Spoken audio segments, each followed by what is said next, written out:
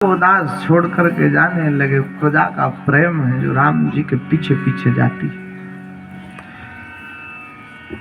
श्री राम सोचते हैं कि दुख हमारा है, हमारे साथ इतने लोग क्यों दुख भोगे। ये समझदारी।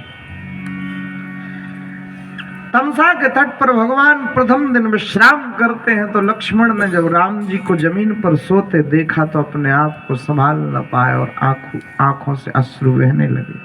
फूल जैसे बिस्तर पर जिन परमात्मा को नींद नहीं आती थी वो आज जमीन पर सो रहे हैं। समय समय की बात है। श्री लक्ष्मण जी की आंख से अश्रु तो सीता जी जागी हैं। लक्ष्मण को शांत किया है, क्यों रोते हो? बोले प्रभु जमीन पर सोते मैं कैसे मान जाऊं। अरे बोले ये तो प्रभु की लीला है, भगवान को कर्म अपने बंधन में नहीं बांध सकता, यही तो लीला है। श्री राम उठे हैं, सुमंत्र को उठाया। आधी रात में ही निकलना होगा। क्यों? हम नहीं चाहते कि हमारे कारण ये सारी प्रजा दुख भोगे। इनको साथ में ले लेकर के कौन कौन से जंगल में घूमूंगा मैं। इन सबको सोते रहने दो, रात में ही निकलो। उठे हैं, लक्ष्मण को कहा है तुम पैदल पैदल आओ। रथ के पहियों के निशान को मिटाते मिटाते रथ को चारों दिशाओं में घुमाया गया ताकि गुमराह हो जाएं अयोध्या के लोग, मेरा पीछा करके मेरे पीछे पीछे ना आ जाएं। लक्ष्मण रथ के पहियों के निशान को मिटाते मिटाते पैदल पैदल चल रहे हैं और भगवान पहुंचे हैं श्रृंगवेरपुर। यहाँ भगवान का एक सखा रहता है, बचपन का मित्र है, जिसका नाम है निषाद राजगुह। वो आया है, संकुचित है। भगवान को चरणों में प्रणाम किया तो भगवान ने उसको हृदय से लगाया है। गुरुकुल में दोनों साथ ही तो पढ़े। उसने भगवान से निवेदन किया है आपके चरण कमल हमारी कुटिया पे पड़ जाते तो हम भी धन्य हो जाते। भगवान ने कहा नगर में जा नहीं सकते, वनवास में ही रहेंगे। जैसे यहाँ गंगा किनारे एक पर्ण कुटी बना करके तैयार कर दे तो बोले तो कोई दिक्कत की बात नहीं, उसमें रहेंगे। और गंगा के किनारे घास फूस की झोपड़ी पर्ण कुटी बन करके तैयार हो गई। भगवान श्रृंगवेरपुर में निवास करने लगे। सीता सचिव सहित सोई भाई श्रृंगवेरपुर पहुँचे जाई। श्री राम जय राम जय जय राम, श्री राम जय राम जय जय। सीता सचिव श्रृंगवेरपुर पहुँचे जाई। श्री राम जय जय राम, श्री राम जय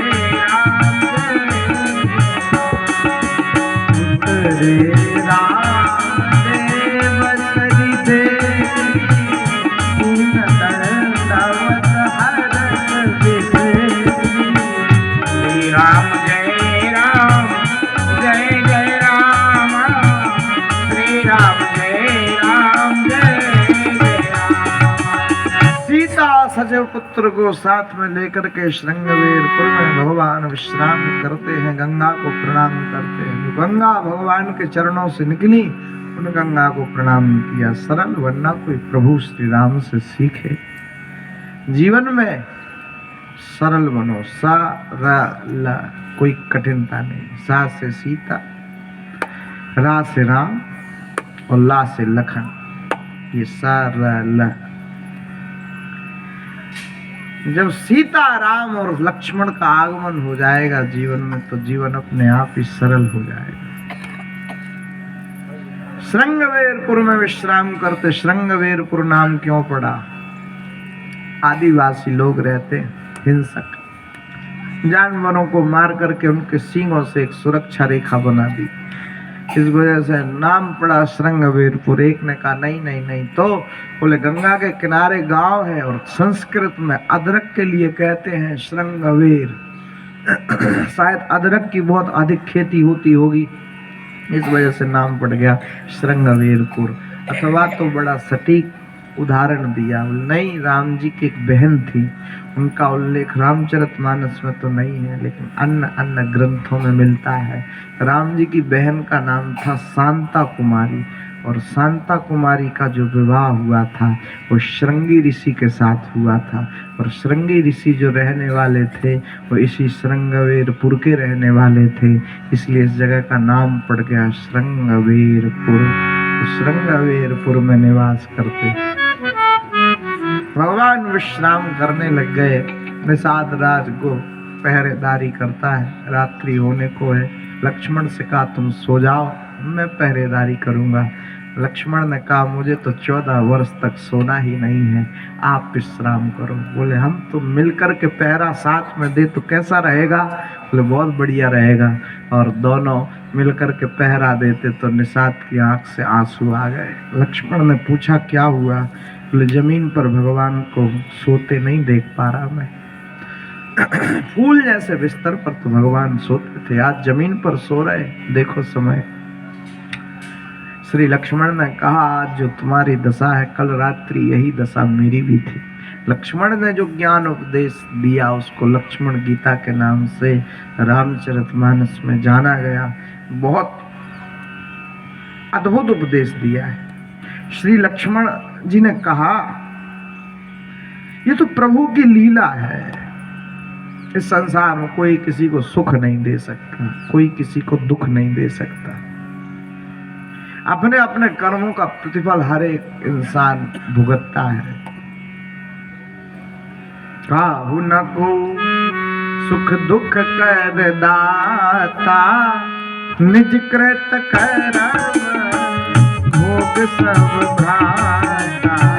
श्री राम जय राम जय जय राम, श्री राम जय राम जय जय राम।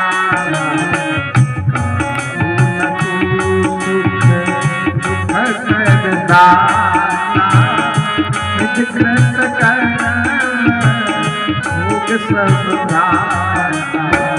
श्री राम जय राम जय जय राम, श्री राम जय राम जय जय राम।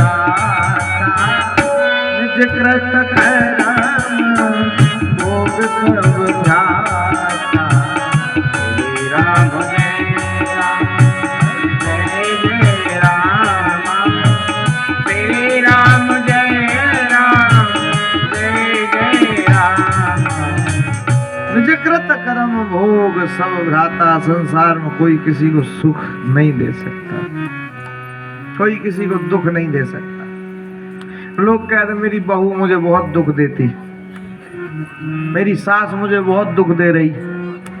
ऐसा नहीं। मैं मेरे पुत्र से बहुत परेशान हूं, मेरा पुत्र मुझे बहुत दुख दे रहा है। ऐसा नहीं, ये कर्म है, आपको देखने में लग रहा है।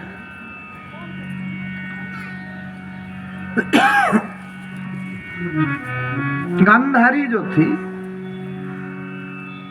गांधारी ने कृष्ण से पूछा कि मेरे 100 पुत्र मेरी आंख के सामने मर गए, मैंने कोई ऐसा कर्म नहीं किया जो ये दिन देखो। मुझे 100 जन्मों का याद है। कृष्ण ने कहा तुम्हें 100 जन्मों का याद है, लेकिन मुझे तुम्हारे अनंत जन्मों का याद है।